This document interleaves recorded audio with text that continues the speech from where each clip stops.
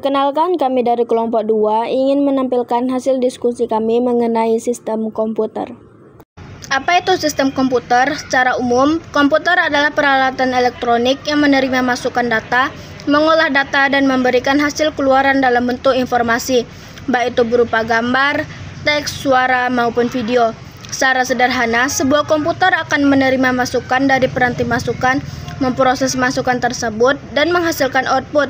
Gambaran umum sebuah komputer di mana data atau teks, suara, klik, sentuhan, atau lainnya dari peranti masukan akan diproses oleh Central Processing Unit atau CPU untuk menghasilkan output berupa tampilan informasi, sinyal reaksi, dan lain-lain yang dipresentasikan melalui peranti keluaran. Baiklah, saya akan menjelaskan tentang komponen penyusun komputer.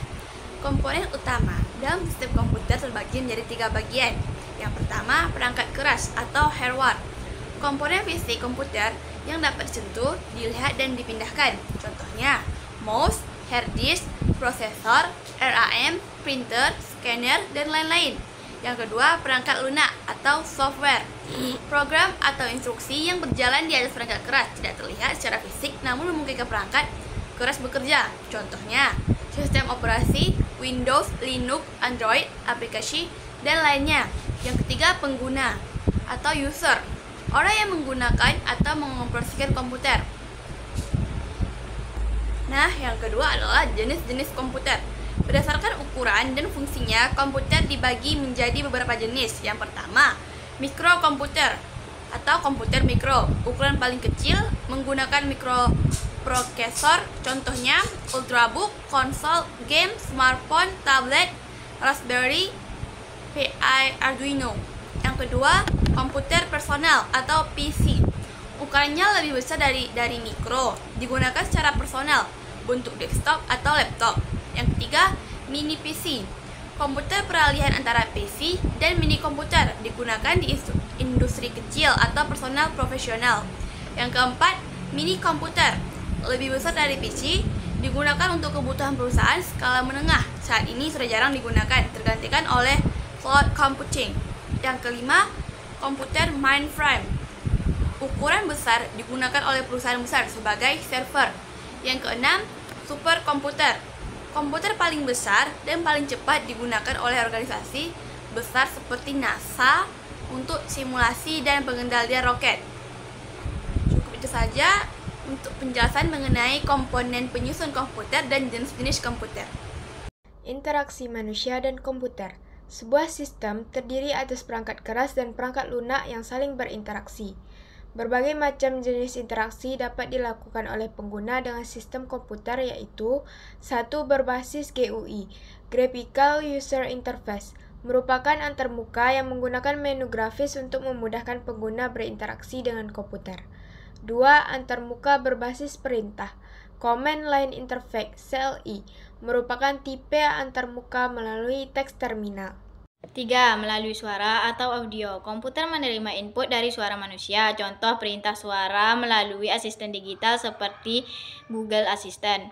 4. Melalui gambar atau video. Komputer menerima input berupa gambar atau video, misalnya melalui kamera, digunakan dalam sistem pengenalan wajah dan lain-lain. 5. Melalui piranti masukan lainnya. Interaksi menggunakan perangkat masukan seperti keyboard, mouse, touchscreen, joystick, stylus, dan sebagainya. Kolaborasi dalam sistem komputer. Dalam sistem komputer, kolaborasi terjadi antara perangkat keras, perangkat lunak, dan manusia sebagai pengguna. Sistem operasi menjadi penghubung dan pengatur utama dalam kolaborasi ini. Ia bekerja sama dengan perangkat lunak aplikasi dan perangkat keras untuk memungkinkan interaksi dengan pengguna. Contoh kolaborasi. Komputer yang dioperasikan manusia bekerja seperti sistem saraf. Manusia berpikir melalui otak, tangan, dan kaki sebagai alat gerak, sistem saraf sebagai penghubung. Sama halnya seperti komputer, software adalah otak, logika, dan perintah, hardware adalah tangan dan kaki, alat pelaksana, sistem operasi adalah sistem saraf, penghubung, dan pengendali. Kolaborasi ini memungkinkan komputer digunakan untuk berbagai tugas seperti mengetik, menghitung, membuat desain, mengontrol mesin, bahkan menjadi robot yang bisa berpikir dan bertindak berdasarkan program. Sistem operasi. Sistem operasi atau OS adalah perangkat lunak sistem yang mengelola perangkat keras komputer, sumber daya, perangkat lunak, dan menyediakan layanan umum untuk program komputer. Sistem operasi berfungsi untuk mengendalikan, mengontrol, atau memberikan koneksi antar perangkat keras komputer. Contoh dari sistem operasi adalah MS Windows, Linux, macOS, Android, dan iOS. Fungsi sistem operasi secara lebih rinci yaitu 1. Menyediakan antarmuka ke pengguna untuk berinteraksi dengan komputer. 2. Mengendalikan input atau output. 3. Mengelola perangkat keras dan periferal. 4. Mengelola pembuatan perangkat lunak dan menjalankan perangkat lunak mengelola file. 6. Menangani interupsi dan kesalahan atau error. 7. Mengelola prosesor. 8. Mengelola memori. 9. Mengelola keamanan. 10. Menangani komunikasi dengan jaringan. Selain itu, sistem operasi sebagai 1. Multitasking. Sistem operasi dapat melakukan multitasking dengan menjalankan algoritma round robin. Ya, sebuah algoritma karena sistem operasi adalah sebuah program juga. 2. Cara komputer bekerja. Sekarang kita akan mempelajari mekanisme kerja pemroses karena pemroses pun memiliki banyak komponen yang harus melakukan interaksi satu sama lain.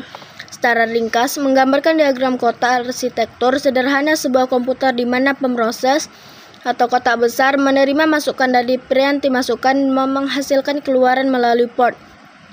Komponen pada pemroses atau kotak besar terdiri atas prosesor atau CPU yang berupa chip, ROM, RAM, hard drive, CD-ROM, dan floppy drive. CD-ROM dan floppy drive inilah alat yang terhubung dengan media penyimpan eksternal yaitu CD dan floppy disk. Setiap komponen tersebut terhubung dengan bus. Berikut ini akan dijelaskan mengenai CPU, Central Processing Unit atau CPU. CPU adalah sebuah sirkuit elektronik yang sangat kompleks, yang bertugas mengeksekusi instruksi yang disimpan sebagai program.